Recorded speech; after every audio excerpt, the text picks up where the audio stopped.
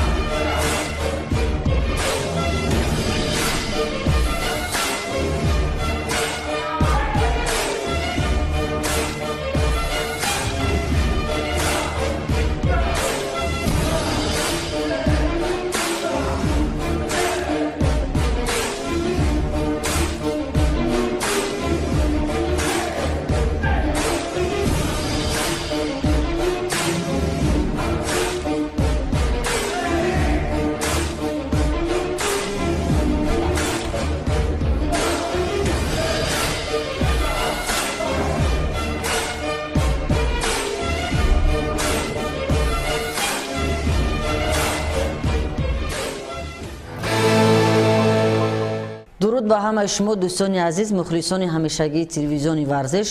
Ин барномаи навбати ифтихор аст манзури шумо ва қаҳрамони қиссаи мо яке аз ҷавонони хеле пуртакопу Фаридун Гадоев аст. Фаридун, хуш омадӣ ба суҳбати имрӯза. мо медонем ки ту аз синни 7 солагият ба машқу тамринҳо дар ҳамин риштаи варзиш, яъне ҳам теквондо ИТФ ва ҳам ВТФ оғоз кардӣ. хуб, нахуст мураббӣ ки буд ва он замон машқу тамринҳо дар куҷо мегузашт? нахустин вақте ки соли 2008 сол буд, ман хеле хурд будам ва вақте ки дар ноҳияи мо, дар ноҳияи шаҳри нав аввалин маротиба зали теквондо кушода шуд ва ман хеле завқу шавқ доштам, мехостам ки ба намуди теквондо машқ кунам ва як рӯз падарамро хеле илтиҷо кардам ки маро ба ин намуд гузор ва падарам гуфтанд ки авдааш мебарӣ? Ман гуфтам бале, маро гузоред, баъд оянда мебинем. баъд хай падарам бурданд ба дасти мураббиам Сафолов Саёиддин ки аввалин устоди ман буд. хеле марди раҳмдил ва хеле марди кордон дар кори худаш, дар соҳаи худаш хеле муваффақ аст ва ӯ тавонист маро дар муддати як моҳ машқ кардам, шояд аз рӯи қувваи худам, аз рӯи шавқу завқи худам бошад ва бо ҳамроҳи устодам машқ кардем, тамрин кардем ва дар муддати як моҳ ман тавонистам қаҳрамони ҷумҳурии Тоҷикистон гардам. дар зарфи як моҳ ё ки баъд аз як? баъди як моҳ. баъди як моҳ. бале. ва баъд аз он дар ҳамин ноҳия дар душанбе мусобиқа баргузор гардид. дар он ҷо тавонистам сазовори ҷои аввал гардам. ин кадом мусобиқа? яъне чемпионати ҷумҳурӣ буд? бале, чемпионати ҷумҳурӣ. ва баъд аз ин аллакай шӯҳрати варзишии ман давом ёфт ва то ҳол давом дода истодаам. Фаридун Гадоев 16 июли соли 1999 дар ноҳияи шаҳри нав дида ба дунё кушодааст. қаҳрамони бисёркаратаи ҷумҳурии Тоҷикистон оид ба теквондо ИТФ ва ВТФ, қаҳрамони Осиё дар риштаи теквондо ВТФ, 3 раҳ қаҳрамони Осиё оид ба ИТФ, дорандаи нишони тиллои ҷоми ҷаҳон оид ба теквондо ИТФ ва қаҳрамони ҷаҳон соли 2016 оид ба теквондо ИТФ миёни наврасон, устоди варзиши ҷумҳурӣ, устоди варзиши дараҷаи байналмилалӣ. фаридуни фориғу фароҳам фарсаху фарсангҳо дур аз ғам ва печу хами рӯзгор дар он аҳду овон дар уғоте ки ҳамакнун солаш ба дабистон дуруст шуд ба ҷиҳати тану тушу тавон заифу лоғару майдахелак менамуд, аммо дар қалби кӯчакаш завқу муҳаббат чун амвоҷи пуртуғёни дарьё сар ба сангҳо мезаду тӯфонеро дар вуҷуди як бачаи наврас халқ мекард ки ту гуфтӣ ҳамин ҳавасу гироиш ба дарозо накашиду аз гирифтории ӯ волидонаш истиқбол карданду барош агар дар як шароити хеле сахту сангин ҳам бошад толори машқу тамрин тайёр сохтанд то ҷигарбандашон худро шабу рӯз то сер шудану шикастани завқу армон озмояд. чақони вая нигоҳ карда ман як хулоса да омадам ки ҳамин гудак агар мо ба ҳамин намуди варзиш ба машқ қабул кунем ба ҳамин оянда шояд ки ҳамин парчам бардори давлат шававу миллат шава гуфта мо ба ҳамин хотир ино яъне ки аз кӯча вай кардем гирифтем худмон вай кардем тарбия додем. дар ноҳияи шаҳри нав дӯстдорон ва завқмандон хеле зиёд буданд ҳамун замон дар теквондо ё кам буданд?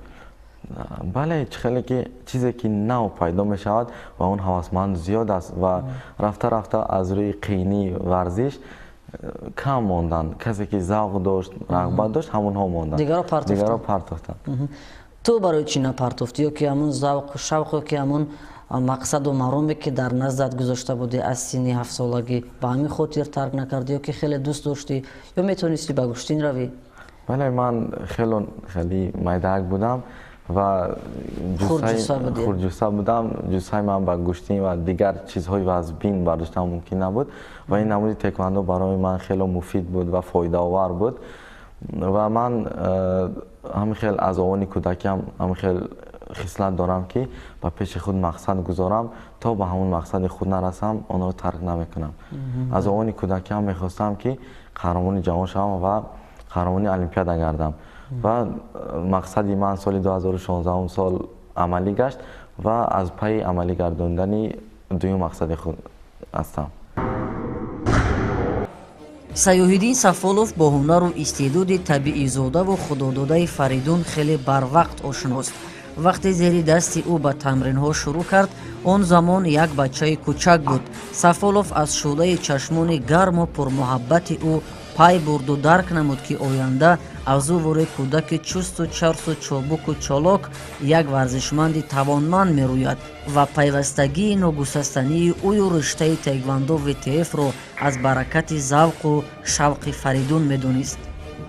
18 кило 18 килограмм буд ки вай аввал мусобиқае ки масалан ҳамин толори варзиши ки ҳози мо вай машқварзӣ карда содем дар гӯем қафои ҳамин як толори фарҳангӣ агар хато накунем унҷада мо аввалин мусобиқҳое ки масалан гузарондем дар ҳамин толор гузаронда шуд. фаридун ҳунари волои худро нишон дода на кам аз 20-25 нафар рақиб дошт ки дар ҳамунҷа ғолиби мусобиқа биромад. рустам гадоев ба сифати як қиблагоҳи ғамхору роҳнамову рошангари роҳи пешакардаи ҷигарбандаш аз ҳамон ҳангом ба тарбияи фаридуни хурдсол камар мустаҳкам басту баҳри амалӣ гардидани орзуҳои ӯ талошу такопӯ карду ба масал дар бисёр чизе дошт сарф намуд. ҳатто агар ин арзиш ба қимати ганҷи қорун меарзид мекард, чаро ки мехост дар ин самту сӯ фарзандашро хушиқболу сарбуланду сарфарӯзу комгор бубинад. аста аста мо ӯро ҳаракат кардем ба варзиш ҷалб кунем ба хотири оне ки ҳимояи худро кунад дар кӯча, худро ҳамчун мард ҳамчун ҷавонмард ҳис кунад, чӣ қадаре шароите бошад барои худ устувор бошад. аз ҳамин сабаб аз ҳамин лиҳоз барои тамрин барои варзиш ӯро ба толори варзишии кӯдакона мондем. албатта бо сабабу дастгирии падарамон, нуқтаи нигоҳи падар буд, сабабчи он касо шуданд ки фаридуни мо ба варзиш майлу рағбат бисёртар пайдо кунад. хуб дар теквондо ҳам ба назари ман ки қаду қомат мавқеи асосӣ дорад. он замон вақте ки шурӯъ кардӣ ё баъдан дар мусобиқаҳои дигар азият надоштӣ аз ҷиҳати қаду қомат ё ки ҳарифони қаддарозро чӣ гуна мағлуб мекардӣ?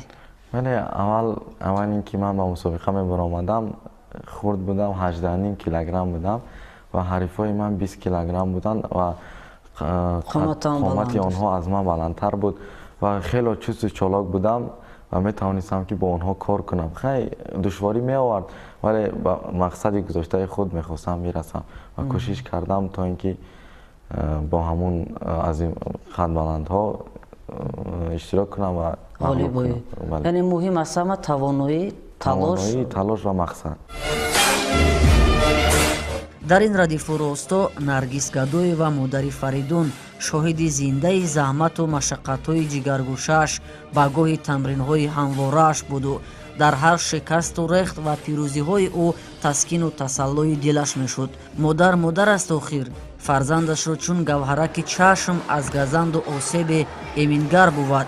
вақте ӯро саргарму сарсони машқҳо медид, ифтихораш боло мегирифту меболиду дасти дуо ба даргоҳи худо бармедошт ки муваффақият ёру толе мададгораш бошад.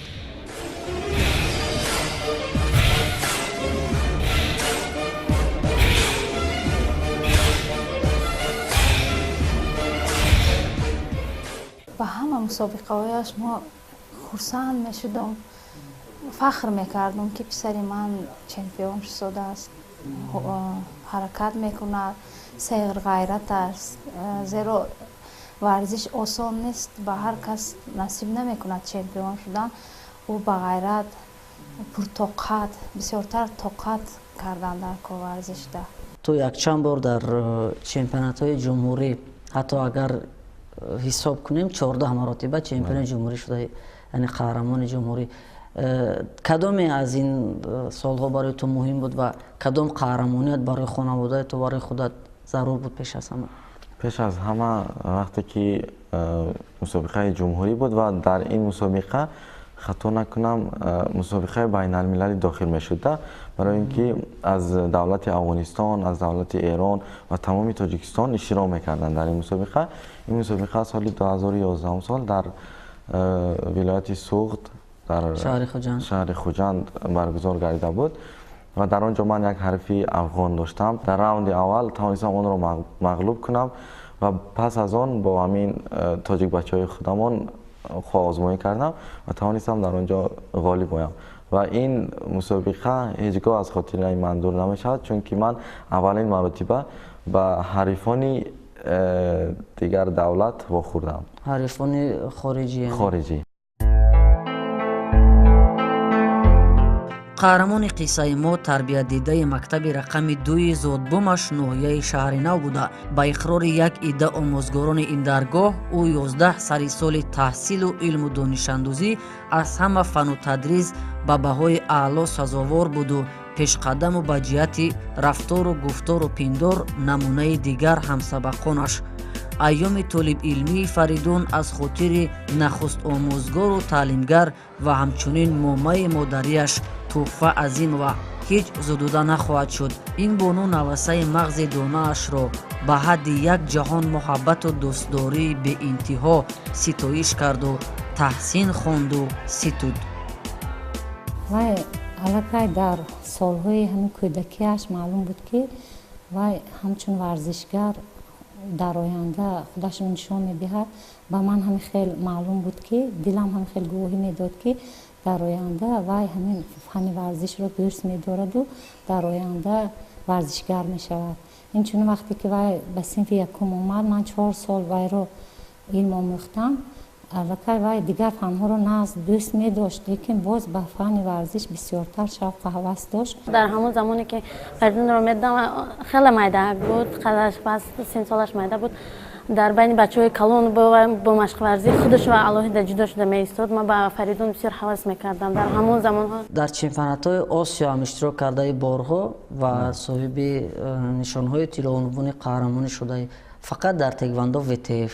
бале, хай теквандо ИТФ дар давлати Қазоқистон буд. дар он ҷо иштирок кардам ва тавонистам сазовори ҷои аввал кардам. дар чемпионати Осиё? бале. хуб, ҳам ВТФ ва ҳам ИТФ баъзан вақт ҳаракатҳоро омехта намекунед дар мусобиқаҳо, ёне ки баъзан вақт ба қавли дигар агар бигӯем сару калобаро гум намекунед дар ҳадду машқ кардан?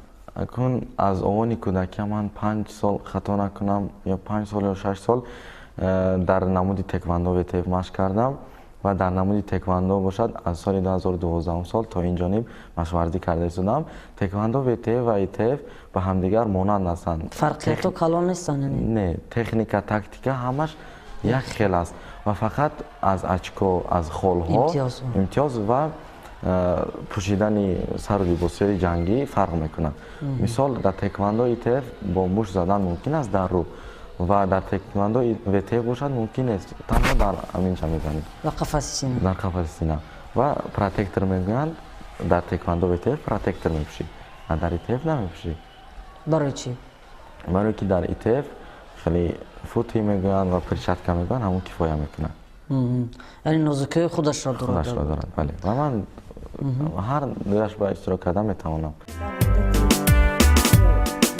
муҳаббат турсунова омӯзгори дигари ҳамин даргоҳи таълимӣ ба Фаридун на камтар аз 5 сол дарс гуфтааст. ҳини мусоҳиба ӯ ҳам ба иқрор омаду ибрози андеша намуд ки Фаридун дар ҳама дарсҳо фаъол буд, вале ҳушу гӯшаш яксара ба варзишу тарбияи ҷисмонӣ банд. аз ҳамон ҳин мударрисон ба истеъдоду лаёқати варзишӣ як бачаи тавоннову талошварз қоил арҷ мегузоштанд. яке аз хонандагони беҳтарини мактаб буд. чандин маротибаҳо дар ҳамин ваёи дар варзиш ҷойҳои намоёнро ишғол кард. порсол баъд аз як соли хатми мактабаш вай бо унвони чемпиони ҷумҳурии Тоҷикистон баргашт. мо ӯро бо тантана дар беруни мактаб пешвоз гирифтем. ҳама тамоми ноҳия аз ӯ фахр мекарданд. ҷисман хурд аст, вазнан майда аст, тавонист худро нишон диҳад дар миқёси ҷаҳонӣ, дар миқёси осиё. дар тоҷикистони азизамон яке аз беҳтарин варзишгар шуданашро нишон дод, исбот кард.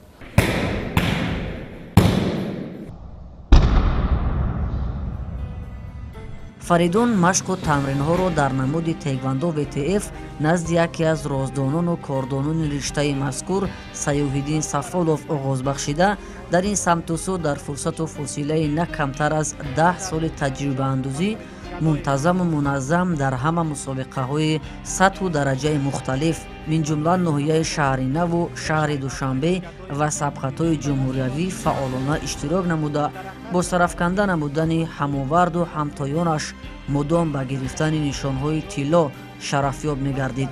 вале вақте дар теквандо ВТФ дастгирӣ наёфт, бо тавсияи мураббӣ ва падараш ба намуди ИТФ шуғул варзид. агар ҳамчун ман устоз меҳнат кардагӣ бошам, меҳнати худу варзишгарам буд, аз тарафи гӯем ки падару модарам волидайн масалан дастгирии ваё ҳам буд, ба хотири ки фарзандашон ба ҳамин намудҳои варзиш, яъне ки масалан намуди теквандо буд машқварзӣ кунад. вай хеле шух буд ва ҳар чи чақа мешуд. бисёртар шуғли дӯст доштааш варзиш буд. ба варзиш бисёр шавқу ҳаваси зиёд дошт ва мо бо падараш ҳис кардем ки ин варзишро чӣ қадар дӯст медорад. баъд синни 6 солагишда мо ба варзиш вайро мондем, бурдем варзишда.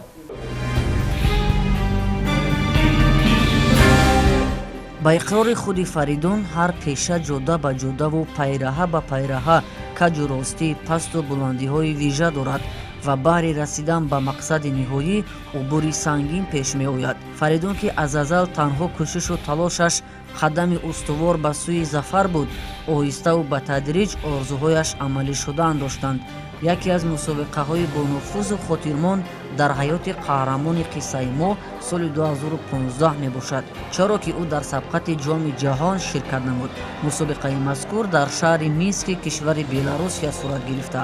дар ҳайати теквандочиёни кишвар Фаридун ҳам шомил буд. хуб фикрам ки ба он хотир ба теквандо ВТФ рафтӣ ки мехоҳӣ орзуҳои кӯдакиятро амалӣ кунӣ, яъне қаҳрамони бозиҳои олимпӣ шавӣ. то ин мақом расидан якчанд бори дигар ҳам дар мусобиқаҳои сатҳи байналмилалӣ иштирок кардаӣ ва мақомҳои аввал ба даст овардаӣ. хосо агар ҷоми ҷаҳонро инҷо ба хотир биёрем, соли 2015 дар Мински, Беларусия. хуб роҳхат чӣ гуна ба даст омад ва иштирок дар ин мусобиқа чӣ гуна сурат гирифт? роҳхат аз рӯе ки дар ҳамин ҷумҳурӣ ман иштирок кардам ва ғолиб омадан гирифтам ва маро роҳхат доданд то ин ки дар мусобиқаи ҷоми ҷаҳон иштирок кунам ва дар он ҷо ман бо дастгирии устодам ва бо дастгирии раиси ноҳиямон ки моро сафарбар кард аз ҳисоби онҳо ман тавонистам ба мусобиқа равам ва онҳо ба ман гуфтанд ту бояд барои шаҳри нави мо медал биёрӣ ва ман ҳис кардам ки дар дӯши ман як бори гарон аст ва ман тавонистам ки медали тиллоро ба даст биёрам ва фахри ноҳияи худам ва фахри ҷумҳурӣ гардам. яъне ҳис карде ки шарафу нангу номуси миллат ба дӯши ту аст ва бояд унҷо қаҳрамон бошӣ. чандин маротиба чемпиони тоҷикистон гашт, чандин маротиба чемпиони осиё гашт ва албатта чӣ хеле ки хабардор ҳастед дар кубики ҷаҳон яъне дар ҷоми ҷаҳон сазовори ҷои якум гашт дар давлати Беларусия. خب سهمی میرسعید یحیایف همچون رئیس فدراسیون تا کجا نظر است در تربیت تو در سفر بر کردن تو در مسابقه ها تا کجا اون نقش دارد؟ میرسعید یحیایف یکی از انسان های هستند که من اون کس رو از آن وقتی که من میشناسم اون کس رو همچون استادی بهترین با خود قبول میکنم و اون کس رو خیلی حرمت میکنم. اون کس خیلی جدی و حقیقت پرست میباشند چون که وقتی که ما از ناحیه های دور می آمده از ناحیه شهر و از دیگر ناحیه ها می آمدن مخصوص جنگ های ما رو مراقبت های ما رو میرسعید یحیایف خودشان تفتیش میکردند چون که هر وقتی که از ناحیه های دوردست به شهر دوشنبه می آمدن بسیار وقت میشد که ما رو از طرف داوران ناحقی میکردند و ما رو میغلطاندند در مسابقه و بسیار علم‌آور بود و وقتی که ما شکایت میکردیم به میرسعید یحیایف میگفتند که از سر نو من خودم این رقابت رو تفتیش میکنم و میبینم و میدیدن و برای مسابقه های رفتن من همون کس بسیار سببچی شدند. یعنی که همیشه از پشت حقیقت بودن و دستگیر جوانان لیاقتمند هستند. بله.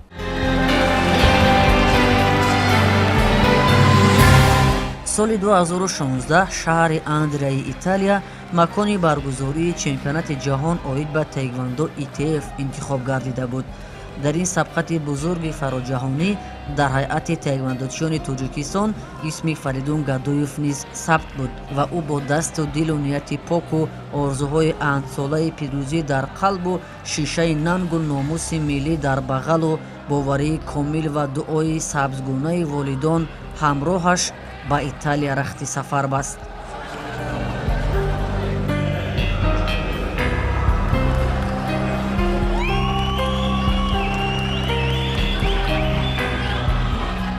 خب سال 2016 برای تو به هر جهت خاطرمون بود برای آنکه راه یافتی به چمپیونات جهان و همکنون آرزوهایت رو برآورده کردی هرچند میان نورسان بود.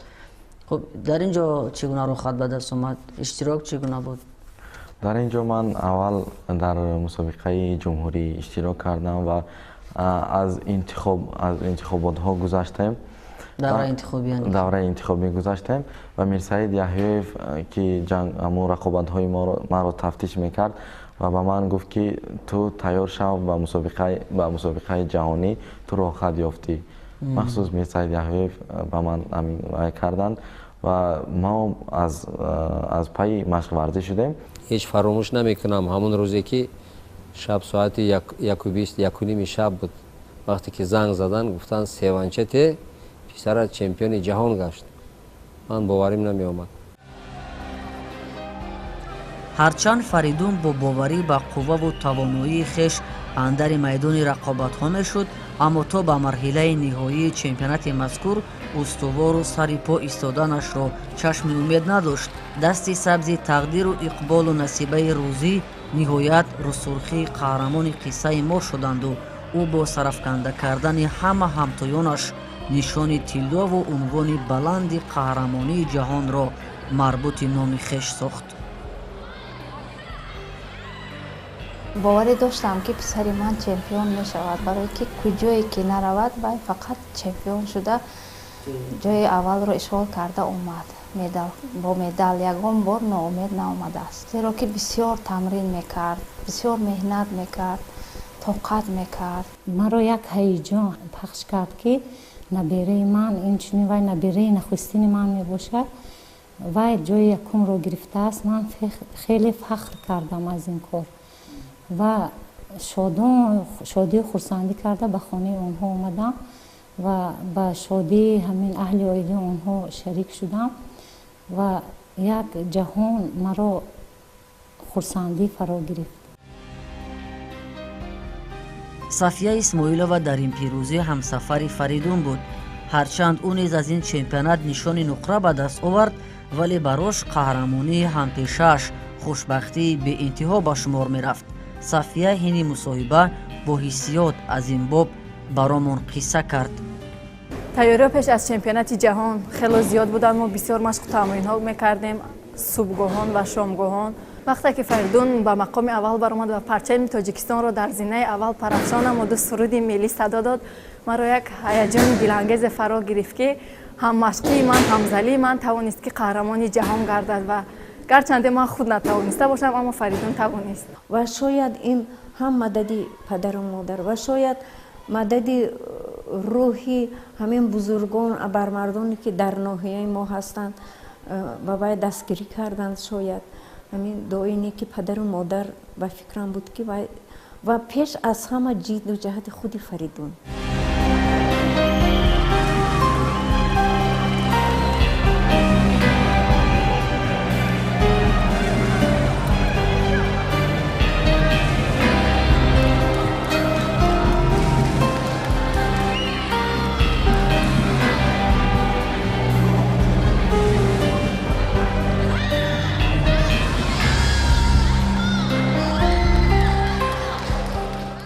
ҳамун вақте ки ман муҳорибаро сар кардам 9 сентябр буд ва ман вақте ки амин чизҳои ҷангиро мепӯшидам, либосҳои ҷангиро мепӯшидам ва дар пеши назари ман як ҳангоми ҷашнгирии истиқлолияти худамон ба пеши назари худ омад ва ман хело ғамгин будам ки дар ин ҷашн нестем ва ман ба назди худ мақсад гузоштам ки то ин ки дар ин мусобиқа медали тиллоро барои кулли халқи тоҷик, барои ҷашнгирии истиқлолият бояд ман медалро ба даст орам. Бале, ҳадияи бебаҳо ба даст орам ва ин мақсади ман хело ҷиддӣ буд ва ман аввалин муҳорибаи худро ба давлати Моғолистон шурӯъ кардам ва тавонистам онро мағлуб кунам ва дуюм рақобати ман бо давлати Қазоқистон буд ки бо намояндаи Қазоқистон буд ки қаду васти ӯ аз ман камтар баландтар буд ва дар дили ман камтар тарс ваҳм пайдо шуд, чунки хело душвор буд бо он қуматбаландон ҷангидан, бо он рақобат кардан ва дар якум раунд хело камтар душворӣ овард ва дар раунди дуюм тавонистам ки онро аз ҳамун тактикаи ҷангиҳо бохабар шуда онро мағлуб кунам.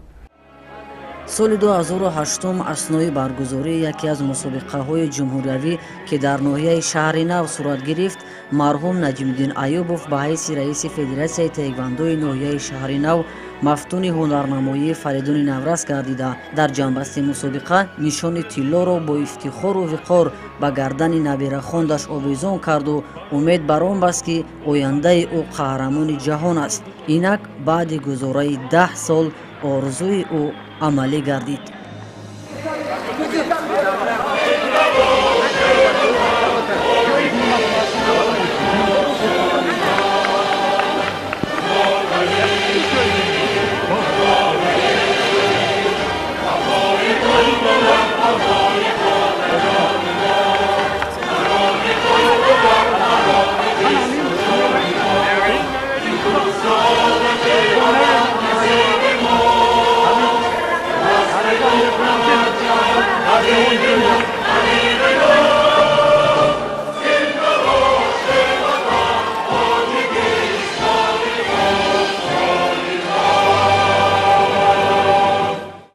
вақте ки он кас фаҳмиданд ки Фаридун аст, писари ман аст, ҳунарнамоӣ дорад, баландтар дод занед, дастгирӣ кунед, вай бояд ғалаба ба даст орад гуфта худашон аз ҷой бархоста кафкӯбон номи Фаридунро гирифта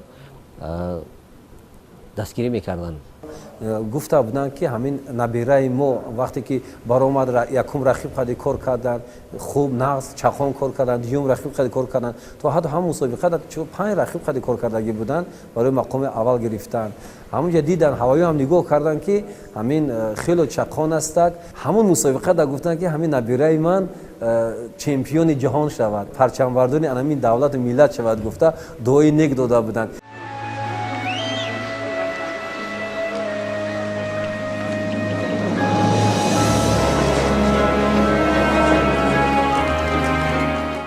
саҳни майдони ҳавоии пойтахтро гулу гулдастаҳову садои суру сурури сурнаю карнай ва ҷаҳон муҳаббати сокинони ноҳияи шаҳри нав зинату гармии дигаре мебахшиданд.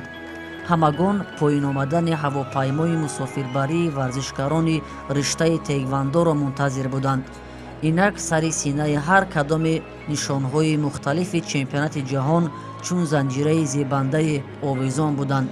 дар ин радиф қаҳрамони қиссаи мо Фаридун Гадоев низ бо унвони қаҳрамонии ҷаҳон ба ватан баргашт. дар ғояти нишодмандии беинтиҳо падари Фаридун аз ҳолу ҳавои хушбахтии беохир дар само парвоз дошт.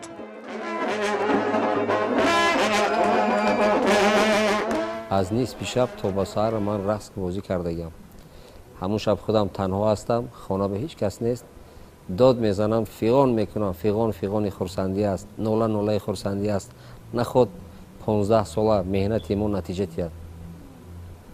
аз шодӣ дасту по гум мекунам. ними шаб соат 1-2 шаб аз занг мезанам ба созмони ҷавонон, занг мезанам ба мураббии фарзандам устод Сафолов. хурсандӣ кунед, шодиёна диҳед, писар ҷо гирифтааст.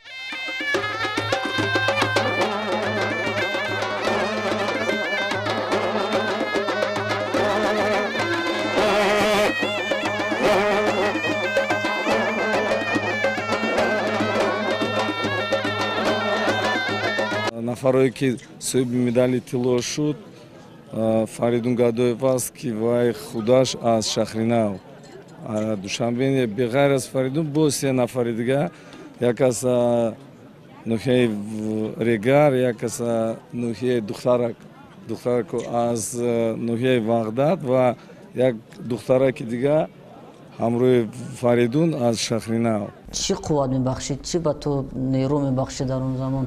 чӣ тасаллои дилат буд ки бозам ҳар марақибонро сарафканда мекардӣ, ба даври ниманиҳоӣ, ба даври ниҳоӣ умуман ба финал роҳ меёфтӣ? кадом мусобиқае ки ман мерафтам ин суханони падарам буд, чунки чӣ мегуфт? ҳар як мусобиқае ки ман мерафтам иштирок мекардам, падарам ба ман мегуфт ки писарам, ту бояд ҳамин чизро ҳис кунӣ ки тамоми обрӯи Тоҷикистон, тоҷикон, ҳамаи обрӯи онҳо дар дасти туст. ту бояд аз кадом ҷиҳат набошад, аз рӯи илм бошад, аз рӯи техника, варзиш, аз рӯи чизе набошад, ту бояд ватани худро обод кунӣ, ватани худро ба дигарон нишон диҳӣ. ҳар рӯз ба ман насиҳат мекард ва мегуфт ки бемақсад ҳеҷ гоҳ бенияти хуб, бемақсад ту ба ягон чиз намерасӣ.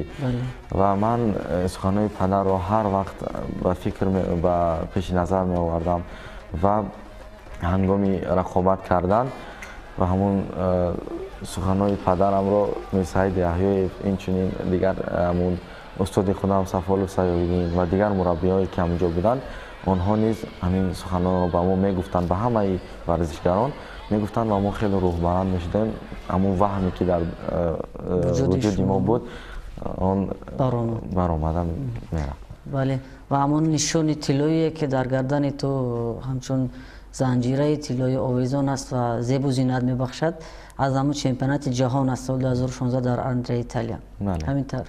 яъне ин шараф, ифтихор ва ҳам як пирӯзии бузург аст барои ҳам миллати мо ва ҳам барои оила, хонаводаи шумо ки тавонисти дар ин чемпионат унвони қаҳрамони ҷаҳонро ба даст биёрӣ. қаҳрамонии Фаридун пирӯзии на танҳо хонаводаи ӯ, лобал тамоми мардуми ноҳияи Шаҳри Нав буду ҳамагон, хоса волидонаш бо ифтихору виқору сари боло аз ин боб ҳарф мезаданд. дар ин радиф нахуст мураббӣ ва тарбиятгараш Сайёҳиддин Сафолов сарфароз буд. خودش معلوم بود این نشان میداد که همین ورزشگر اگر رود در همین چمپیونات جهان اشتراک کند این حتما با سر بدن به دولت برمیگردد. باور کنید خیلی ما همچون مربی گفته نمیتونیم که مثلا همین نفر میره و با مدال برمیگردد چون که این ورزش است. لیکن از این هیچی هم که باور نبود 50-60 گیم که همین فویز باوری من داشتم که مقام اول هم که نباشه هر چی نباشه چمپیونات جهان است و یا هم ورزشگران خوب در بین گیم که دولت‌های اول قدرت دنیا برآمد میکنن. خب چگونه تو پیشواز گرفتن بعد چمپیونات جهان؟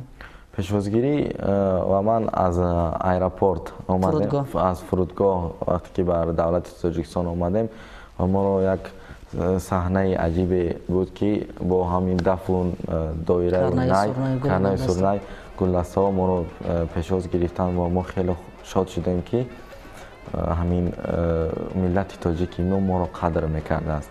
بله و خدا کند که تو در آینده در المپیاد اشتراک کنید سال 2020 و اونجا هم عنوان قهرمانی رو به دست بیارید چون این نقشه و نیت و آرزوی یگانه تو است. همینطور؟ بله نقشه دومی من اشتراک کردن در المپیاد جهانی و به دست آوردن جایهای نمایان است و من آرزو امید دارم که در این مسابقه المپیاد اشتراک میکنم و ما وعده میدهیم که همچون ورزشگر من از جای تمام ورزشگران وعده میدهم که و کجایی که سفربر شویم جایهای نمایان رو اشغال کرده فخر تاجیکستان گردیم. بله سلامت باشید. خوش آمدی به برنامه امروز و به صحبت این لحظه ما. تشکر که اومدی. تشکر. خوش آمدی. خب دوستان عزیز طوری که قهرمان قصه ما نقل کرد و ابراز داشت که به دل و نیت پاک و مقصد اساسی انسان به هیچ کجا رسیدن نمیتواند و بگذار باشد که همیشه آرزوهای شما عملی گردد. این پایان برنامه افتخار بود. شاد و پیروز باشید و همیشه همدیگر رو دوست دارید. خیر.